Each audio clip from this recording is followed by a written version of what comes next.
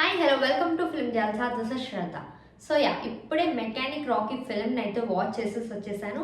And మన mask Das Vishwak Sen ఎప్పుడు mass characters play చేస్తారు కదా.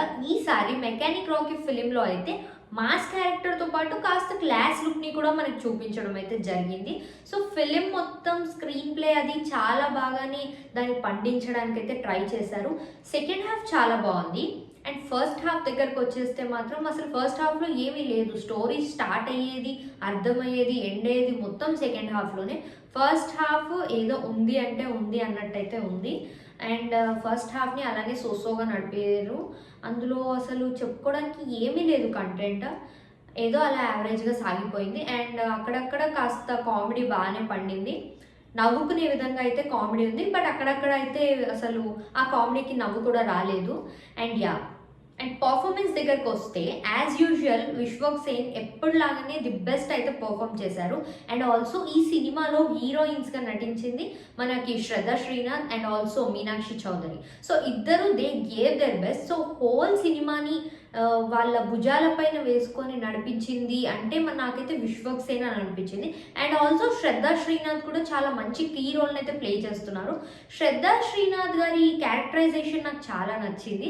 ఒక సింపుల్ స్టోరీ, రొటీన్ స్టోరీ అయినప్పటికీ కూడా చిన్న చిన్న ట్విస్ట్లను యాడ్ చేస్తూ, కాస్త కామెడీని యాడ్ చేస్తూ, ఒక డిఫరెంట్ వేలోకి తీసుకెళ్ళిపోయి చాలా మంచిగా స్క్రీన్ ప్లేని అయితే చేయడం జరిగింది.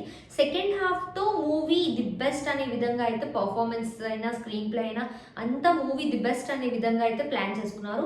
సో క్లైమాక్స్ని చాలా అంటే చాలా బాగా రాసుకున్నారు వాళ్ళు. And climax and also second half మొత్తం కూడా చాలా స్పీడ్గా అయిపోతుంటుంది. అండ్ అంత స్పీడ్గా అయిపోతున్నా కూడా డీటెయిల్డ్గా ఏం జరుగుతుంది అని చెప్పేసి అయితే ఉంటుంది. So hero mechanic Rocky. So అతనికి ఒక మెకానిక్ షెడ్ ఉంటుంది. అతను ఒక మెకానిక్ వర్క్ చేస్తుంటారు. అతను మెకానిక్ ఎందుకు అయ్యారు అంటే అతను మెకానిక్ ఏనా లేకపోతే పోలీస్ ఆఫీసరా, ఏదైనా రౌడీ షెటరా, మొత్తం కట్. సో హీరో వచ్చేసి మెకానిక్ రాకీ. సో వెళ్ళే ముందు అందరూ అనుకుంటారు మెకానిక్ రాకీ ఏంటి, అతనికి ఇంకేమైనా పెద్ద బ్యాక్గ్రౌండ్ ఉందా, పోలీస్ ఆఫీసరా లేకపోతే సివిల్ ఇంజనీరా, సంథింగ్ ఇలా అనుకుంటారు.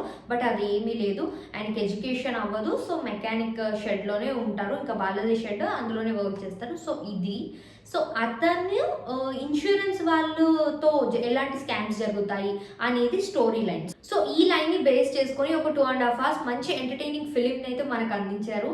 అండ్ ఈ ఫిలింలో శ్రద్ధ శ్రీనాథ్ గారి క్యారెక్టరైజేషన్ చాలా బాగుంది.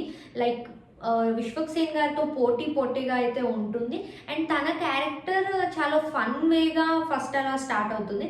బట్ ఎట్ లాస్ట్ వచ్చేసరికి ఇంకా చాలా సస్పెన్సింగ్గా, ఇంట్రెస్టింగ్గా తన క్యారెక్టర్ అయితే అనిపిస్తుంది.